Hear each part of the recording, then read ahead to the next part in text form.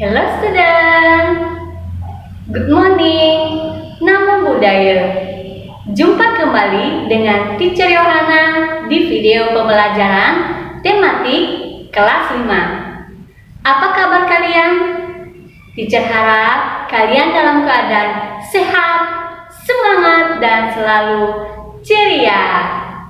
Teacher juga ingatkan, jangan lupa untuk menjaga kesehatan dan mengikuti protokol kesehatan dengan baik.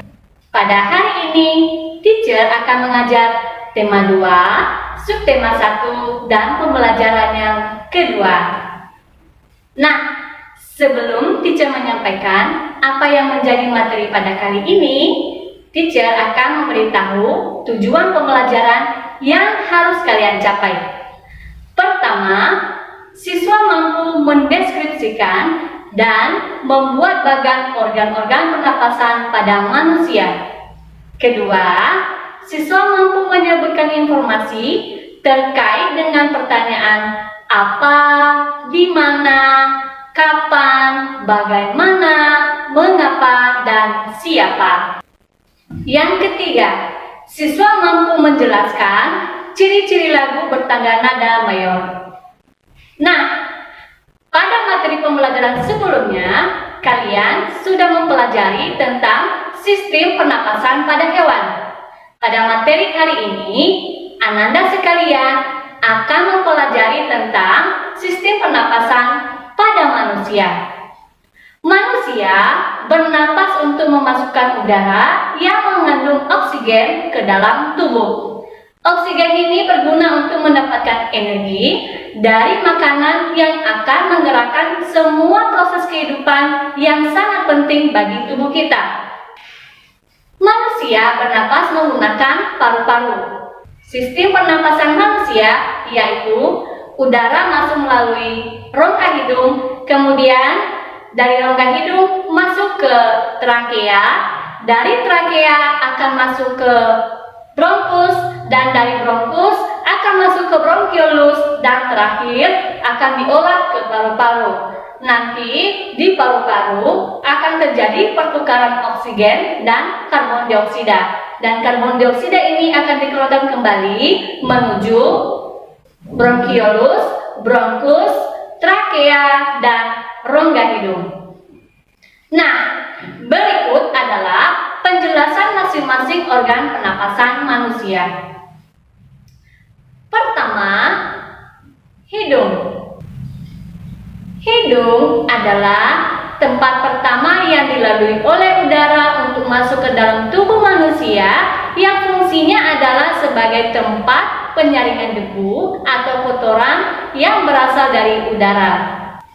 Di dalam rongga hidung terdapat selaput lendir atau mukosa dan rambut-rambut halus yang berfungsi untuk menyaring udara. Kedua, batang tenggorok atau trakea.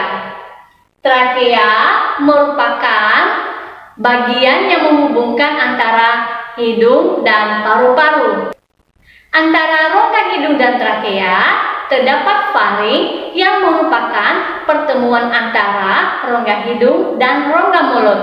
Nah, pada trakea ini terdapat rambut getar yang fungsinya adalah mengeluarkan kotoran bersama dengan udara yang dihirup. Yang ketiga, cabang tenggorokan atau bronkus. Bronkus merupakan cabang trakea yang bercabang menjadi dua, yaitu bronkus kanan adalah menuju paru-paru kanan dan bronkus kiri adalah menuju paru-paru kiri. Yang keempat, anak cabang tenggorokan atau bronkiolus. Bronkiolus adalah cabang dari bronkus. Bronkiolus ini memiliki percabangan yang berjumlah banyak. Yang kelima, alveolus. Alveolus adalah ujung bronkiolus yang berupa gelembung-gelembung udara. Di alveolus ini tempat terjadinya pertukaran oksigen dan karbon dioksida. Keenam, paru-paru. Paru-paru berbentuk dua kantong besar berongga yang dibungkus oleh selaput tipis yang disebut dengan pleura. Paru-paru manusia terdiri atas dua, yaitu paru-paru kanan yang terdiri atas 3 gelambir dan paru-paru kiri yang terdiri atas 2 gelambir. Paru-paru terletak di dalam rongga dada di atas diafragma. Nah, diafragma ini adalah sekat atau batas yang memisahkan rongga dada dan rongga perut. Setelah kalian mempelajari materi tentang sistem pernapasan manusia, berikutnya kita akan menggali informasi dari bacaan. Pada materi sebelumnya telah dijelaskan bahwa dalam mendapatkan informasi dalam bacaan dapat dilakukan dengan mengajukan pertanyaan apa, di mana, kapan, bagaimana, mengapa, dan siapa. Setelah kita mengajukan pertanyaan, berikutnya adalah menyajikan informasi yang telah kita peroleh dalam bentuk paragraf, peta pikiran, atau tabel. Nah, kali ini teacher akan memberitahu cara penyajian informasi dalam bentuk tabel. Tahukah kalian apa itu tabel? Tabel adalah daftar yang berisi sejumlah data yang biasanya berupa kata-kata atau bilangan yang disusun secara urut dalam lajur dan deret tertentu dengan garis pembatas. Nah, untuk lebih memahami bagaimana cara menemukan informasi dengan mengajukan pertanyaan dalam teks bacaan, simaklah bacaan pada buku tema 2 halaman 13. Sistem pernapasan pada manusia. Manusia bernapas untuk memasukkan udara ke dalam tubuh. Udara mengandung oksigen. Oksigen dibutuhkan untuk mendapatkan energi dari makanan. Energi itu menggerakkan semua proses kehidupan yang sangat penting pada tubuh. Organ pernapasan manusia terdiri atas hidung, faring, laring, trakea, bronkus, bronkiolus, dan paru-paru atau alveolus. 1. Hidung. Udara masuk melalui lubang hidung ke dalam rongga hidung. Di dalam rongga hidung terdapat rambut-rambut pendek dan tebal untuk menyaring dan menangkap kotoran yang masuk bersama udara. Selain disaring, udara yang masuk dilembabkan oleh selaput hidung. 2. Faring. Faring merupakan persimpangan antara saluran pernapasan pada bagian depan dan saluran pencernaan pada bagian belakang. 3. Laring. Laring atau tekak atau jakun terdapat di bagian belakang faring. Laring terdiri atas 9 susunan tulang rawan berbentuk kotak. 4. Trakea atau batang tenggorokan. Pada trakea terdapat jaringan yang disebut silia yang akan bergerak dan mendorong keluar debu-debu dan bakteri yang masuk.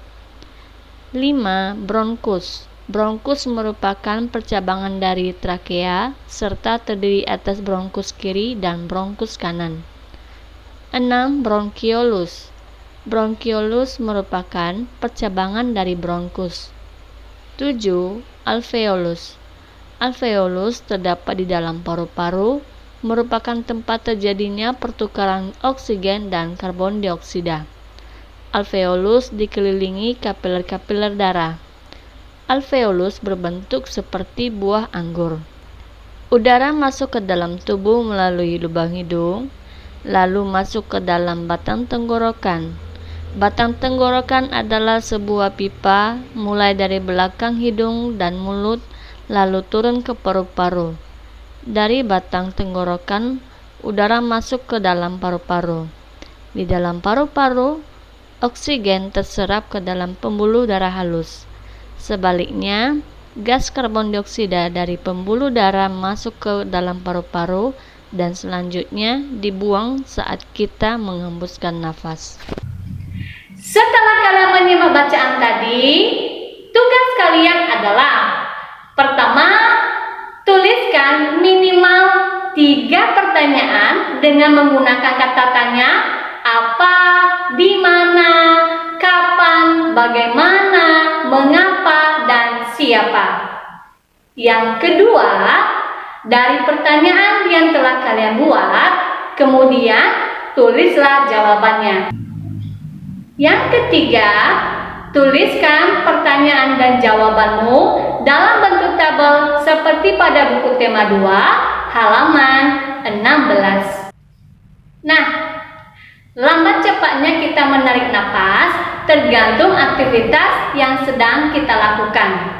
Sebaliknya, kita juga bisa mengatur pernapasan sesuai aktivitas yang sedang kita lakukan. Sebagai contoh, saat kita menyanyikan lagu, kita harus mengatur pernapasan supaya nyanyian kita lebih enak didengar. Dalam seni musik, ada lagu bertangga nada diatonis mayor. Apa yang dimaksud dengan tangga nada diatonis mayor? Tangga nada adalah susunan yang berjenjang, misalnya do, re, mi, fa, sol, la, si, do. Dalam seni musik, ada jenis tangga nada diatonis. Tangga nada diatonis terdiri atas 8 nada. Tangga nada diatonis terbagi dalam 2 jenis, yaitu tangga nada diatonis mayor dan tangga nada diatonis minor. Kali ini kita hanya akan membahas tentang tangga nada diatonis mayor. Tangga nada diatonis mayor memiliki interval atau jarak nada 1, 1, setengah, 1, 1, 1, setengah. Perhatikan contoh urutan tangga nada diatonis mayor berikut ini. Ciri-ciri nada diatonis mayor adalah sebagai berikut. Pertama, bersifat riang gembira. Kedua, bersemangat.